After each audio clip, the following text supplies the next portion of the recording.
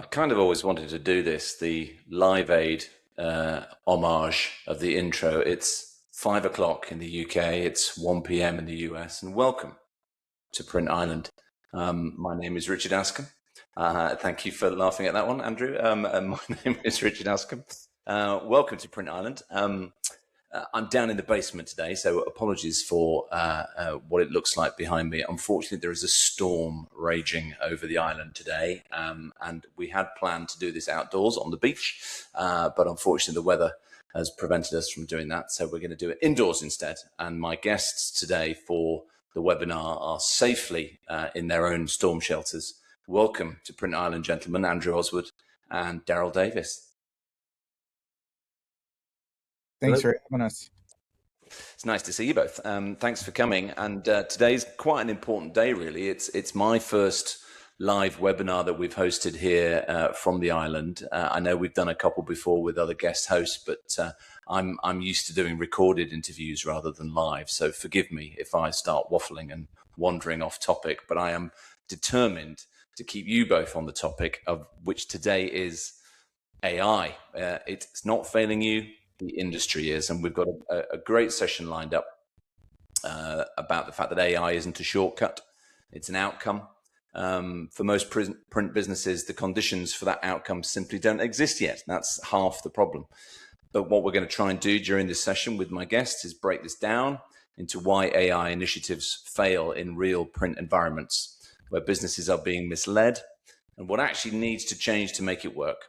And so for anyone out there watching this, either live or recorded, for anyone exploring AI or wondering why it hasn't quite delivered for them, the aim is to give you some clarity. And my guests today are very well placed to help us do that. And I'm going to let them introduce themselves and tell us a little bit about themselves and what they do and all about Innovaic. Let me hand you over first and foremost to Daryl Davis. Thank you, Richard. Happy to be here. So I'm Daryl Davis. I'm the CTO and Vice President of Operations at Innovaic. Currently, we have been seeing a pretty big uptick, as most people have, in terms of AI and where it fits in their organization.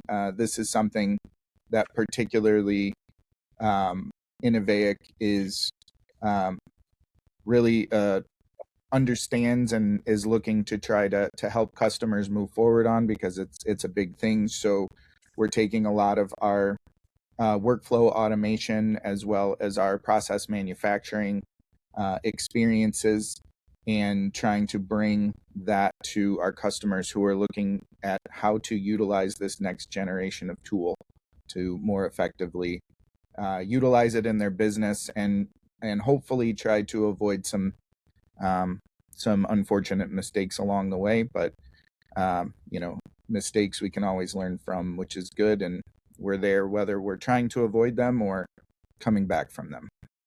Good, that's great. And Andrew Oswood, tell us a little bit about yourself. Hi, so I've been in the print industry as long as I can remember, and got into workflow and process automation. I've worked in pre-press.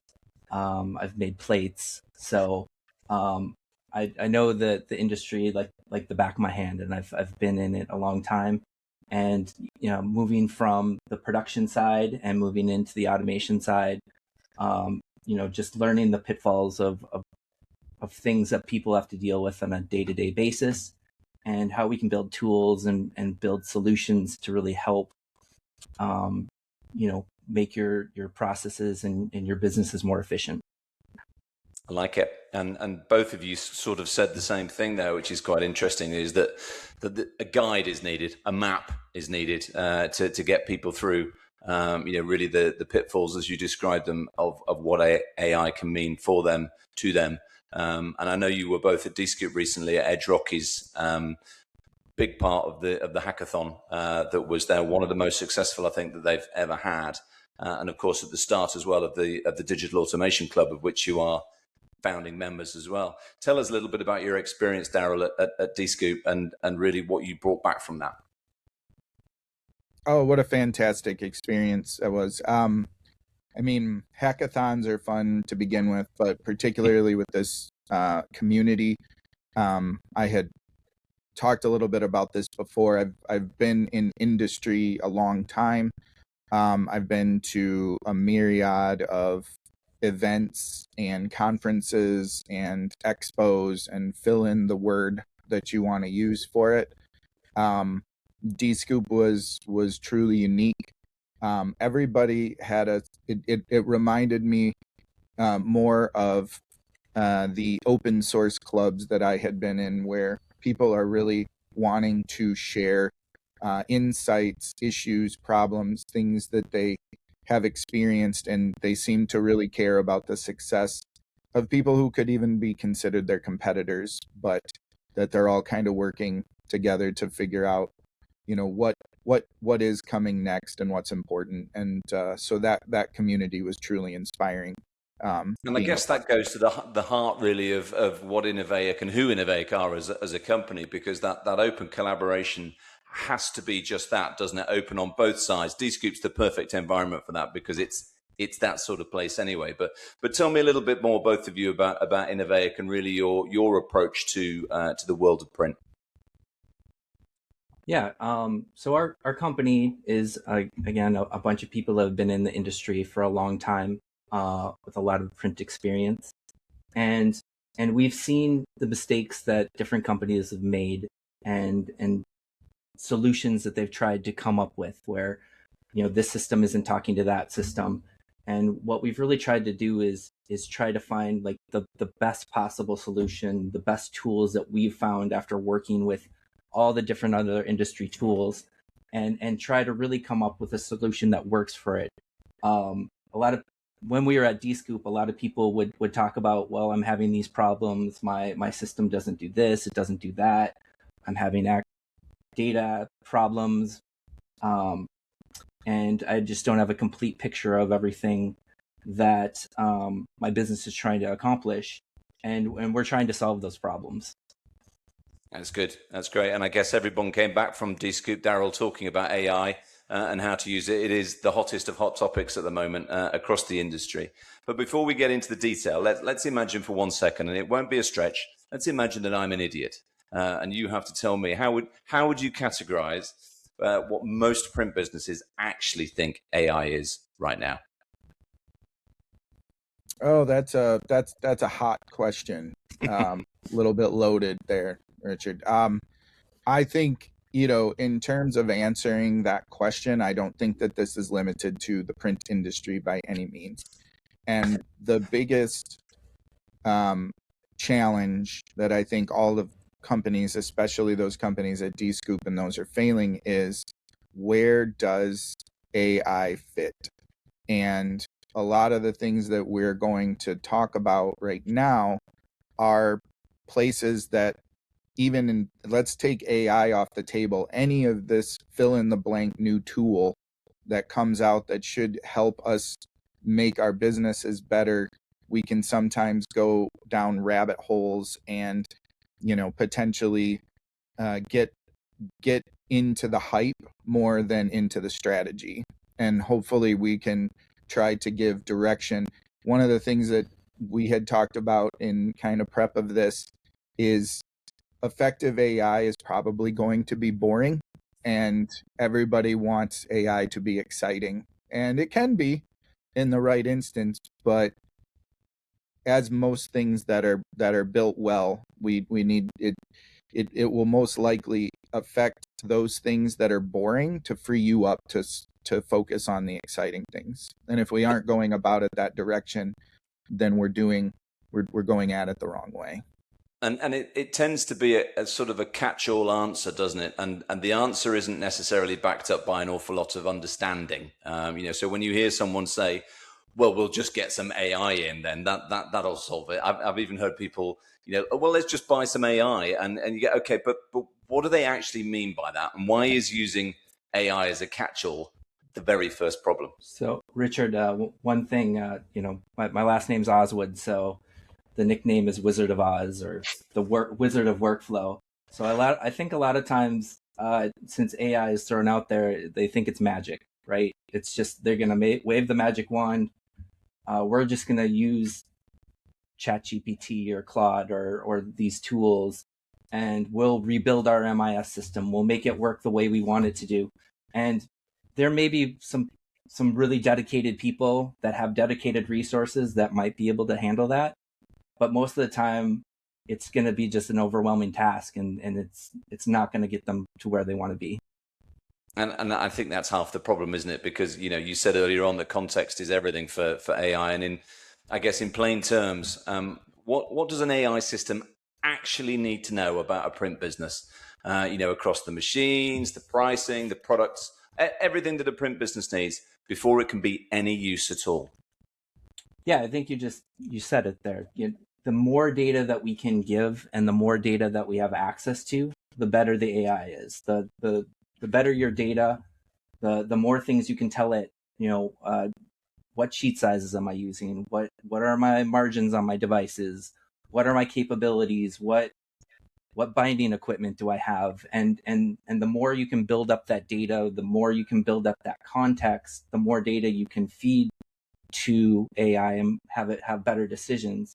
I know a lot of estimating tools will use just random generic data, the machine specs, but with the systems that we can build, we can actually pull what you're actually getting from the floor. We can actually get your live data and feed that into the system so you know what you can accomplish, not what your competitors can accomplish or what a generic Google search will tell you. So the context there is quite interesting because there's not an awful lot of difference between training a large language model, an AI model, to help your business, and training an actual, employee. The same. They're an integral and important and critical part of your team, and therefore should know everything what you do as a business in order to be able to play that back to you. Is that fair to say? Yeah, there's a lot of really smart people that know a lot of things, and they are the AI. They have the idea now. If we can download their brain and put it into a system and then allow that system to make decisions based on that information, then if they're sick or they leave because they're a great employee and they go to another company, then you're lost because you lost like a piece of your AI. But if you own it, if it's in your system, that's a really powerful thing for your business. Yeah, absolutely. Daryl, the last time you were here on Print Island, you were on your way to Edge Rockies, and we had a great chat. And you threw at me what have now become known as Darylisms, and I've got one of them written down here because it's genius. It's what you describe as the shiny object trap. Tell us what it is, and why is vendor misdirection the first thing a print business should be wary of? There are a lot of things that are very valuable to a business and an industry and a situation. And one of those things tends to be the, wanting to move quickly. And moving quickly is important. But what we tend to find is that there are a lot of companies out there who do what they do, and they do it really well. And they want to move quickly to market as well. And they want to leverage that wanting to move quickly kind of instinct that companies have. And the truth is from our perspective, moving quickly is really important, but you want to move quickly strategically, and you want to move quickly iteratively. I used to call it fail fast, right? And the trouble with the black box or the shiny object trap, as it were, is we're presenting this thing that potentially, looks really cool, and, we can show you it's this new thing, and there's a little bit of that fear of missing out. I think that kind of drives in, but that shiny object trap can be a misdirection because they're preying ultimately on that feeling of wanting to move quickly, and you can tend down a road that isn't going to fix the larger strategic initiative. And when it's small things, that's usually not a huge deal, because you can pivot quickly, or you might be able to integrate those. But to see AI as being compartmentalized is really to miss that large, bigger ecosystem. the way that from where we've come from in the past, before AI, the big move was, these large systems. Oh, well, you just need a large business system to handle it. You're going to get it in, tons of people use it, you're going to install it, it's going to solve all your problems. Everybody always thinks there's these problem solves. Well, then they found themselves trying to implement large business systems without the inability to know how to do so that it could make those them effective. And a lot of people spent years and years and years literally on projects trying to make that happen. That is the concern of the AI. You can be moving into those systems, you can start utilizing them, the shiny object will be there, but without that plan and that trap and what we talked about, those guides, it could be a lot of wheel spinning, unfortunately. Yeah, no, and history shows us that, doesn't it? That if a company makes something, they're probably going to tell you that it does everything, and then leave you to find out whether it's true or not. And that's that I guess is the shiny object trap that you spoke of. And I love the black box as well. That's you're very good at this. You should write an album of all of these. These are song titles right here. Let's put this to music and put it out. But why should people be skeptical, Daryl, when a tool appears? It magically turns up in their lap, if you like, and says that it can turn their data into something useful. Why should we be skeptical of that? Because it goes back to the shiny object trap, right? It's sort of like, here's the shiny object, and then there's that willingness to vet it out. So now you're going to get this black box demo that says, okay, here it is. So here was the shiny object, and let's show you, what it can do. And there are a lot of situations that are like, oh yeah, give us your data, give us your information, give us your stuff. We'll show it all. And, it's gonna look, great. And it's, to Andrew and yours point, it's gonna look magical. But the big concern with that black box demo is that it doesn't take in any of the other systems in mind. Potentially there's no cohesion across it. It's usually you can't black box an entire business value demo. What you can do is show features and functions and things that this does. The challenging questions need to come after that. Okay, now how would I utilize this to measure my performance? So a good example is if they black box an AI estimator, the next question to them would be, how do you know those numbers are right? How do I know those numbers are right? Who's going to be able to vet? Those are the things that are usually missing in terms of the black box demos of, yep, we can take some data and we can produce some stuff and it looks cool. But how accurate it isn't a question most people can then answer. Because fundamentally for us, the black box demo is showing the AI in terms of tools. But what really should be considered as we kind of walk through this is getting into this AI as an ecosystem. AI needs to be able to have visibility and information in terms of your entire business system for it to be as effective as we hope that tool can be. And so if you're running your systems independently of one another, and it just as a human being would lack visibility into the other system, so does AI lack visibility into those other systems. And I guess that or can lead, if you're not careful, to what you brilliantly call split brain syndrome. I guess that's what happens when a business's data is, as you've just described, scattered across many sort of silos, if you like, different spreadsheets, the CRM, the MIS, and then it comes back to you and none of it matches. So how talk us through that. So as Andrew said before, as we started, really, when it comes to utilizing AI in your business system, context is everything. So when you start getting into these larger, more integrative systems that allow you to try to make those decisions, you tend to run into what we call that split brain. So if your estimator and your AI has access to a certain level of information, but then your business and production systems have access to a different set of information, and your sales and CRM systems have access to different, then there's spreadsheets that Bob keeps in the back because he has to know what reality really is. And, he's breaking it out and training his people on the floor on it. Most companies aren't considering an ecosystem that brings all that together and allows the AI to give you good, accurate results about your particular business and your situation. So that's how we're splitting the brain. So now you have one part of the business making decisions on one AI and one ecosystem, and another part of the business making decisions and doing and executing and doing things on a different one. And that leads to, which you'll probably call another ism, the big fear of that leads to what I call the confidence death spiral. So at that point, nobody feels that they can trust their data.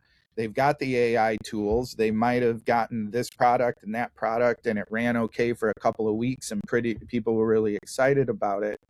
But suddenly, it's starting to fail, because the biggest problem with AI is that it's always going to live it's always super optimistic, and it's always going to live in a little bit of a fantasy world, and it's never going to see their gaps and the leaks the way that it needs to, unless it has a system built out to see it. And so now the people who are given this tool to use lose trust and won't use it. Now they're back to their spreadsheets, and now they're back to looking at another siloed product, and now we're back to looking at, we just need a different AI product. This one seems to be better. And that confident death spiral leads into all of this investment with very little gain, and everybody wondering where it went wrong. And I guess, Andrew, that's where the human sort of piece, once confidence starts to ebb away in anything, and that's where the human piece breaks down, isn't it? And when you have people pulling a file from one system and simply throwing it into ChatGPT or into Claude and kind of hoping that the answer's right, that you must see that a lot. Yeah. I kind of call it the human integration piece, where I'm pulling this data from the spreadsheet or these emails or this system or that, and they're the ones kind of orchestrating, actually using the AI tools. But again, the data isn't cohesive, it isn't together, and I've fallen into the trap myself. Is I'm trying to solve a problem, I'm talking to AI, but I'm only focusing on like the one particular issue that I'm trying to solve. And that's where the human piece is. My job is estimating, so I'm going to work on using AI for estimating, and a salesperson is using an AI for sales, and pre-press might be using it for other things, and all of these different people, creating these prompts. Are they looking at the full picture of the problem? Is the system really built out to do that, or are they just using it in kind of like silos for their own little department in their own instance where they need to use it? And we found with working on it is if you really kind of expand that out and look to more like, what is the overall ecosystem, what are you trying to solve, what are the parts? Because you can definitely go down rabbit trails or rabbit holes, if you want to call it, where it'll get you the answer to the problem that you're trying to solve, but it may not work in the terms of the whole overall business or the overall process that you're trying to run with it. And I guess that's one of what you call the swivel chair trap, isn't it, Daryl? That why AI can never really account for all the manual copying and rekeying that happens between systems. That's just a particular favorite, isn't it? And AI is never going to know about all of that stuff people are doing manually.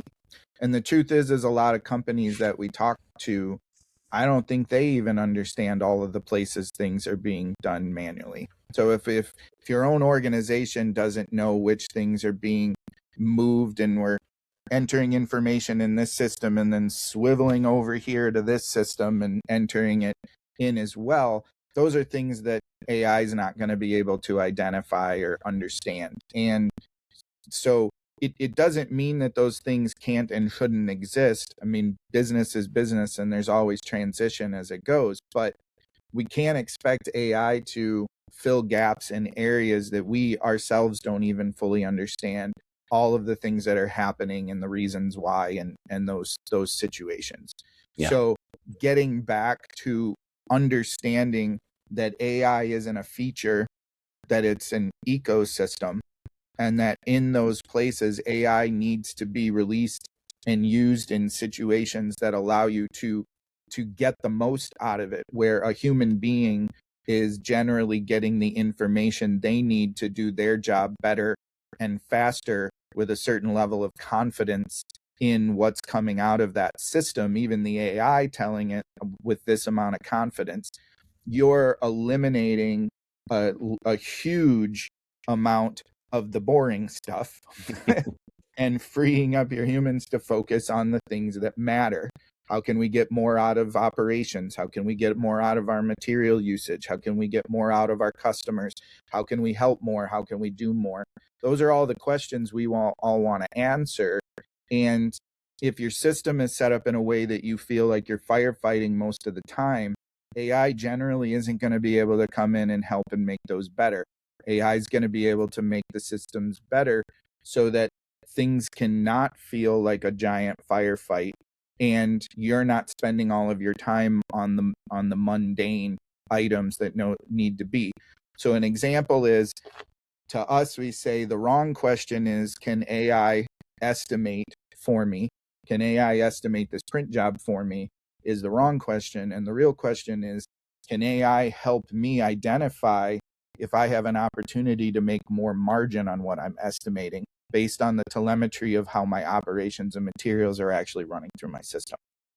And fundamentally, I guess that's where businesses are being misled. I mean, I'm sure that's not the intention of whoever it is that's trying to sell a solution to them, but it's the outcome, isn't it? That if that conversation isn't had and the wrong question is asked and therefore the wrong answer is given, then businesses are being misled, aren't they? AI is going to pretend like everything is perfect and okay every time it gets into the situation. So the more access it has to reality, the more access that it has to the things that are actually happening in your own business, the more confidence you can actually build in the results that it's giving you. And that is usually a slow burn. Like it's like everything else. It's like you said it at the beginning. You'd love to have a whole, bunch of resources out there that you could hire, and they come in and somehow they're pre-prepped on the print industry and how you work and everything you do, and you set them down and they can start being immediately effective. But nobody hiring at that level has that expectation. They know there needs to be a level of strategy and development in hiring a person and building that resource to where they need to be. That strategy shouldn't be any different for an AI tool. So that's really interesting, actually. So Andrew, I guess the very thing then that AI needs most, and from the sounds of it, most often doesn't have access to, is the tribal knowledge, if you like, of a business, the experience that lives inside your team's heads, multiple, many years, generations in times of experience. If the AI model that you invest in can contain that, then actually that's where the gains are going to come from, isn't it? Yeah, and that tribal knowledge is good because it's made your business successful and you have people that you can rely on. But it also can show that maybe those systems or that tribal knowledge, we run this customer this way, we run this customer another way. Maybe it helps you identify where you shouldn't be doing that. Where and the other tribal knowledge is, let's just say, the machine spec says this runs, 1,000 sheets an hour. But we know that, there's breakdowns, there's the press A runs a little bit different than press B, so they're not going to spec. So actually capturing that data, getting that information, getting that tribal knowledge, whether it's from a person or from the actual like machines, equipment, software, all that stuff is really important to help build out that system. Yeah, absolutely. And we mentioned earlier on about the need for a map here, and I think you've taken me literally, Daryl, because I've got in front of me that you're about to present to me an AI readiness roadmap, which is great. So I'm going to hand this over to you just for a moment or two and talk us through the slides and the steps that you recommend that businesses take. Yeah, for sure. So what we found ourselves doing is we seem to be having the same conversations a lot right now with customers, because this is a very common and very popular in terms of, we're getting customers interested in potential products that we're looking at, offerings that we have, and we're starting to have those deep conversations. And we tended to find that we were pretty much asking the same questions, because a lot of the customers that we were talking to, they're coming in and asking about for tool to tool comparisons. So, we've had 3 demos from these different companies doing this particular product, and an estimator is a popular one because that's an area that companies want to be better and faster and more accurate in. And those questions tend to go the same route, because we don't sell a particular product. We're not looking at closing a deal on a product. We're looking at what are we trying to do longer term for the business, and what are the systems that are actually going to get you there, or the combination of systems. And so when we get into some of these conversations, we start asking those next level questions like, okay, yep, we know how that estimator works, but that first question came up, how do you know it's correct? And a lot of times those conversations tend to go around and around, because most companies realize we don't really know, we don't really have anything to compare it to know how correct it is. And that next set of questions usually comes from, okay, now that we have AI, now you got this tool and you have AI doing that particular level of estimating, what next? Can it do and suggest your production scheduling and improvements there? Can it help you with your resource management? Is it telling you and reporting in your profitability for you? Is there any other part of the ecosystem that tool can plug into? And the resounding answer is generally no, because those products and tools are not built for the larger AI ecosystem.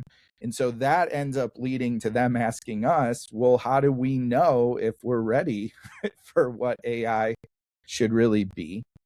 And so we generated and talked about what we call an AI readiness roadmap. And what we want to do there is basically come up with a simple and direct assessment that says, where are you at in your kind of journey, your business system journey, and what really is the potential to move forward and see AI success quickly. So that step one is we tend to want to build out that system baseline. So how much information that the AI would really need to know is in people's heads or in their personal spreadsheets, or how much of it is centralized in there. And so a good example of questions that we ask in there is, do you have a central place where your bills of materials for products, including those routes and operations and those things that need to go down? Is that some place where an AI can get access to it and see it and understand it? And generally we get into those next questions about, well, is that tied into your supply chain, and does it know your costs, and does it know those things that come around that's just that normal course of business? And then the next step is that even if we even have that information and collected, do we have real-time visibility? And so what we say is, if your employee can see it, it's likely the AI can see it. So how much of that visibility of that information and those things is there that AI can really leverage and utilize? And then step 3, and one of the most important, is how well do we have all of this understood? Because the one thing AI is not good at doing is, without proper direction, without proper understanding, is identifying and finding gaps, leaks, and variances in your system. AI will happily ignore all of them through the process.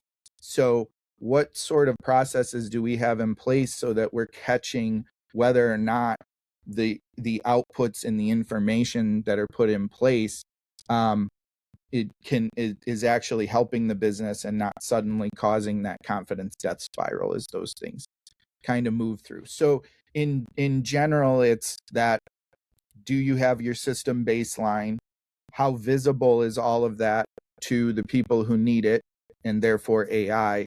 And then how good are we at putting in gates or places to be able to see gaps, leaks, and variances to continue to drive the efficiency and the effectiveness of those tools? And I guess if you get those 3 steps right, then you've got a good foundation, a good solid base to move from. What actually becomes possible once you've got that ecosystem in place? Sorry, go ahead, Andrew. I was going to say, like I mentioned before, like I was in pre-press before, I was in file setup and things like that, and I moved into automation and workflow and things like that. And one thing that I learned as I was moving into those systems is, although the file manipulation, the setup, the impositions, all that stuff is important, but it's really data, right? It's getting the data. So once we have like those 3 things in place, once you have good data, once you have the rules defined, once you have all that system in place, then the automation, the file setup, the routing to presses, the setting the press settings, the color management, all those things, once you have the good data, once you have that good system in place, that makes the automation basically just an execution at that point. It's just take that data, take the files, execute on them, and then that really, again, frees up that time for, maybe some of those more complex projects that no matter how good your data is, there's no automation that's going to handle all that, and then frees up those people for being able to kind of do their magic, right? To do the thing that they're really good at is problem solving and troubleshooting and creative thinking. Yeah, no, agreed. Daryl, did you want to follow up on that?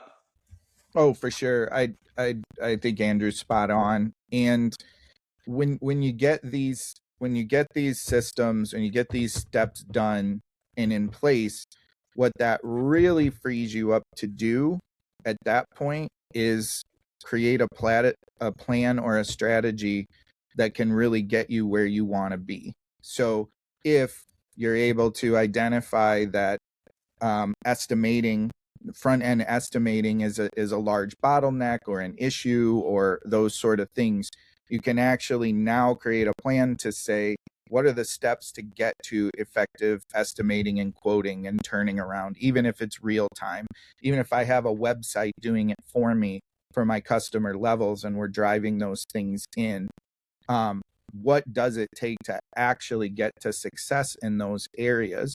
And so rather than checking if the spaghetti is cooked by throwing it at the wall, we have a well-planned, strategic way of going about and actually knowing, even if it's a taste test, we know that spaghetti's cooked and we know it's cooked to the level that we need it to be for the dish, right?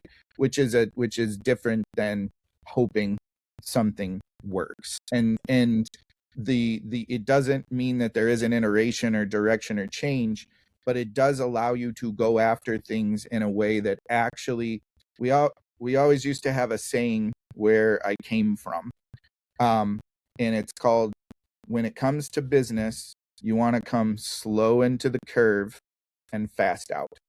and too many people want to come fast into the curve. And for those of you that don't know racing, it really is about trying to take that corner as fast as possible without losing control and not even being able to finish the race.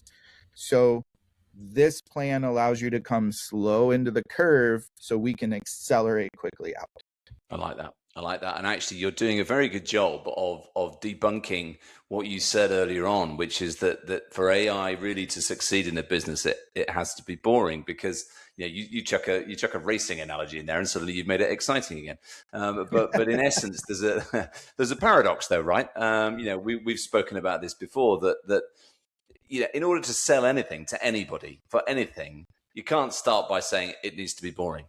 So the paradox is that the world of software, the world of AI, is trying to sell you something sexy, trying to sell you something exciting, trying to sell you the race car. But actually, what you really need are the bits in the race car that make the race car work. So how do you hold those two things together?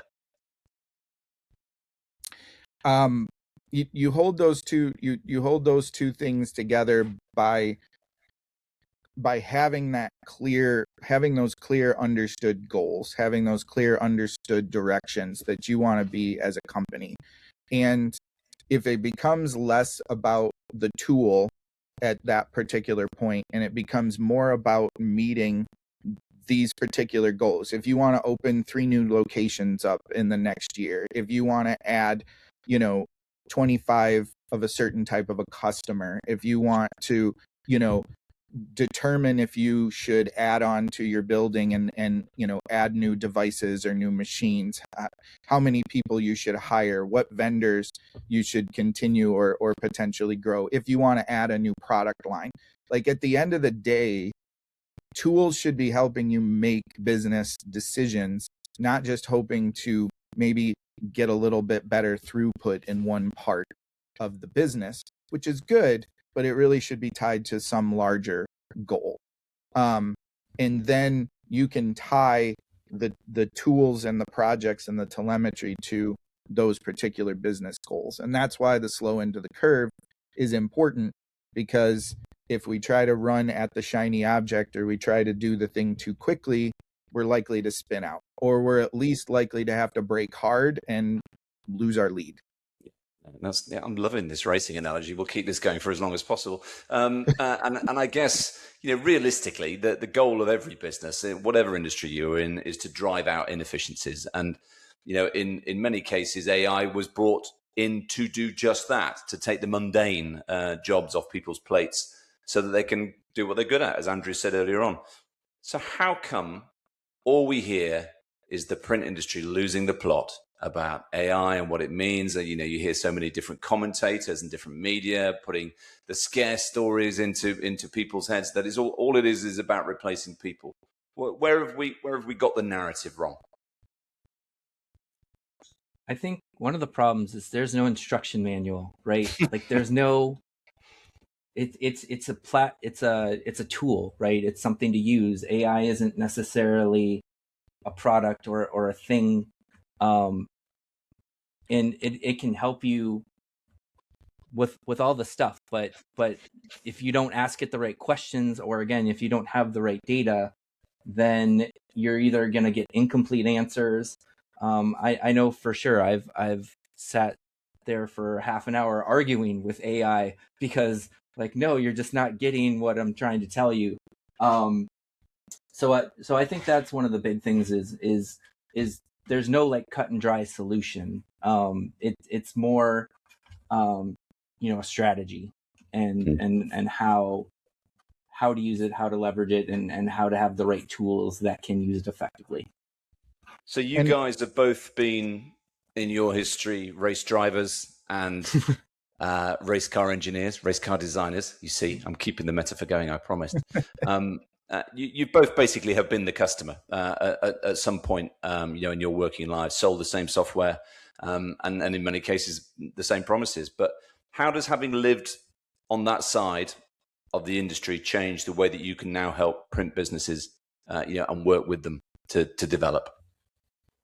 Yeah. So being a customer for a long time, I had to implement this stuff. I had to, take the data from one system, convert it, change it into something, and constantly complaining that either I didn't have access to the data I needed or the tool didn't provide it. And then on the other side of it, when actually dealing with customers, and when we were at DScoop, just having the conversation over and over and over with customers saying, I don't like my system doesn't do this, it doesn't do that, it doesn't do this, because it's not flexible, because somebody designed that system to do a specific thing, and that specific thing may or may not align with what your company is trying to do, how you want to run your business. And just talking with them, and when I work with customers, they're like, well, we really enjoy working with you, you've lived in our shoes, like you've dealt with these problems, you've overcome these problems that we're trying to solve. And I think that gives us a really good basis to work with customers.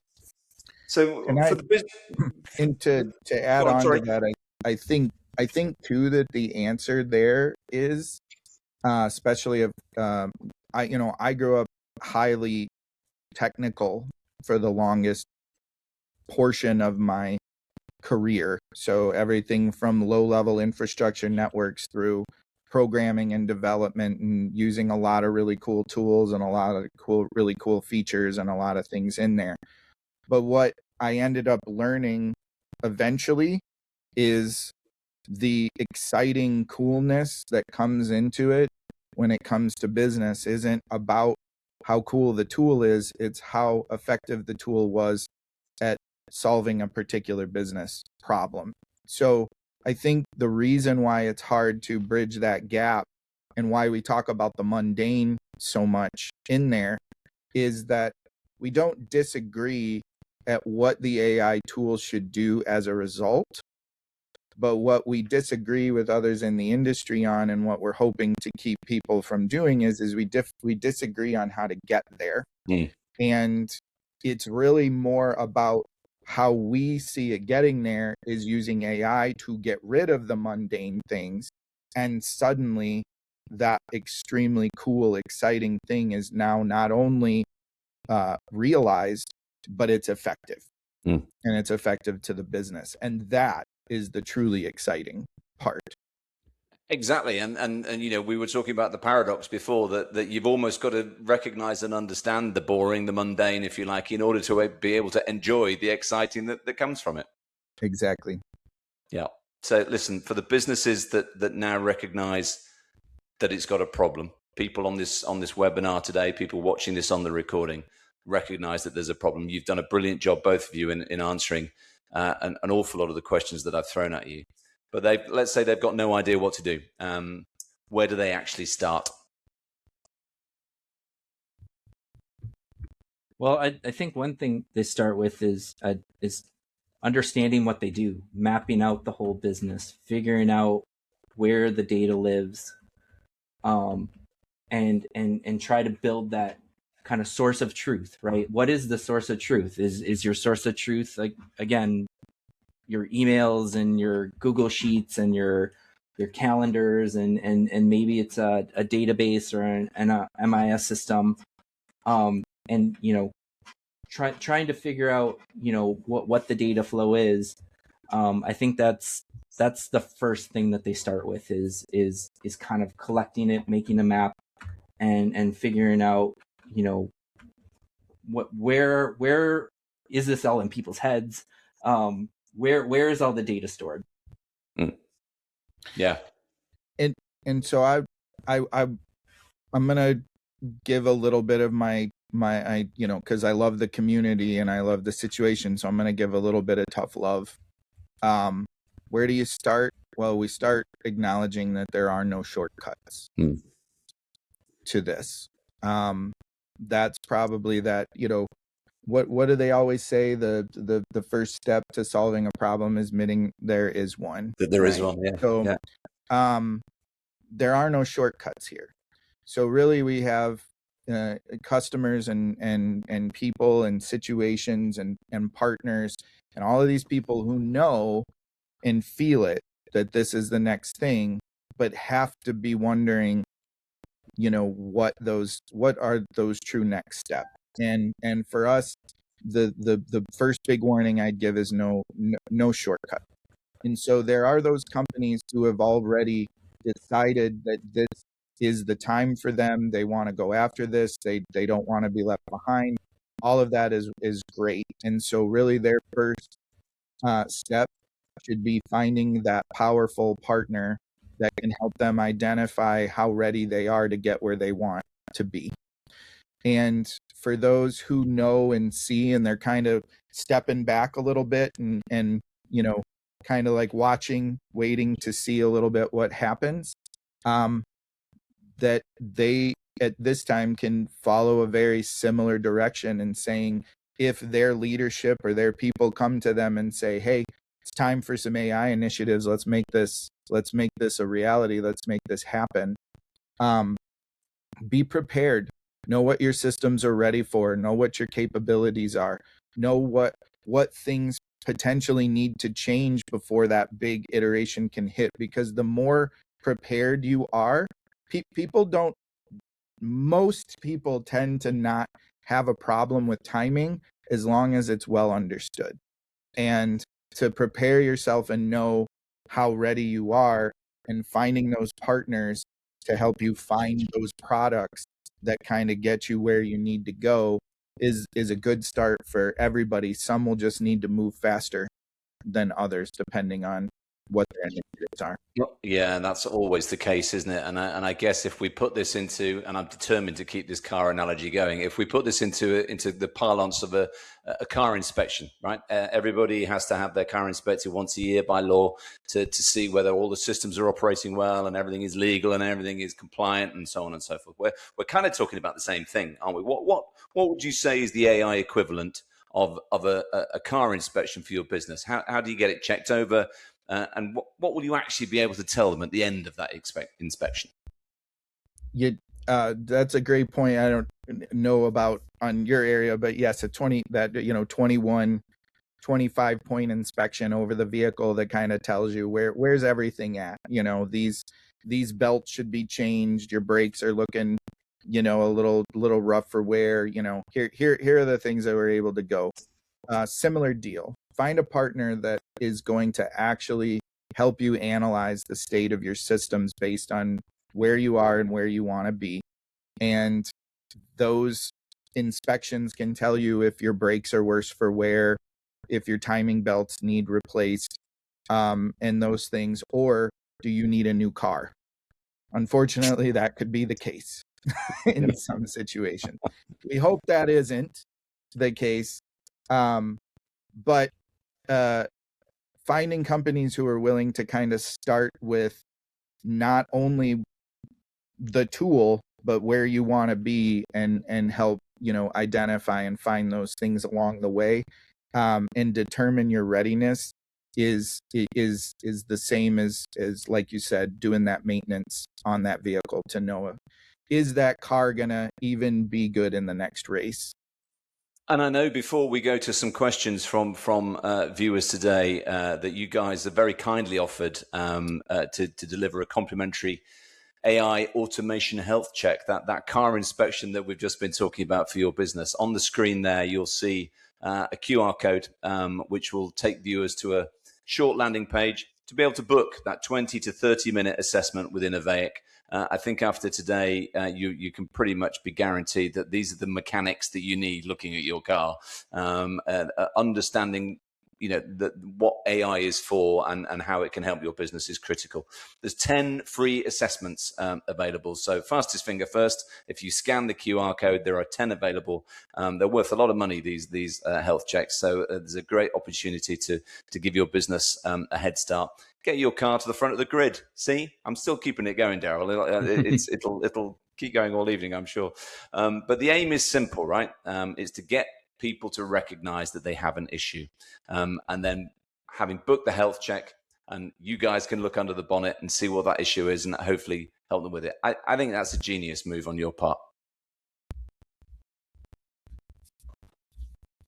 Right, I've got some questions that have come in on the chat, and I just want to get these before we finish today because they're really good, and I'm just trying to find it. Here we go. So This is from Mark.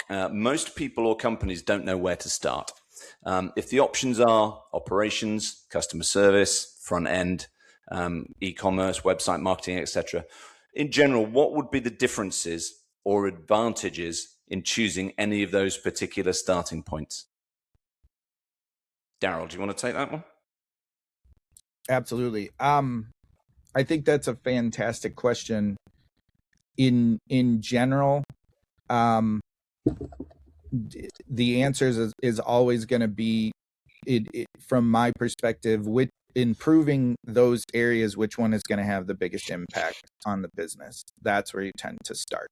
And then ultimately, once you've identified those areas, so for some companies, being able to empower or, even artificially grow a sales team is a bigger criticality than some companies who, they just kind of have a solid income in incoming customer orders and contracts and situations. And what they're trying to do is, improve efficiencies, supplement resources on the floor and operations, figure out, do we need to hire more, or can we supplement with tools and areas, keep the same size staff, but continue to grow the business, right?